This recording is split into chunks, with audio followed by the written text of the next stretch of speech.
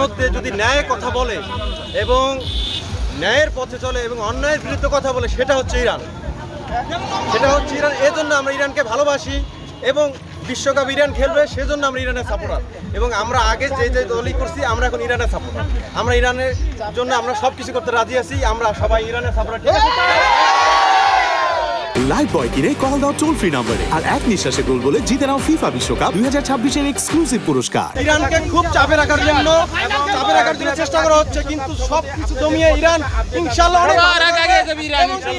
এবার ওয়ার্ল্ড কাপে বিজয়ী হবে এই আশা ব্যক্ত করি আমরা সবাই।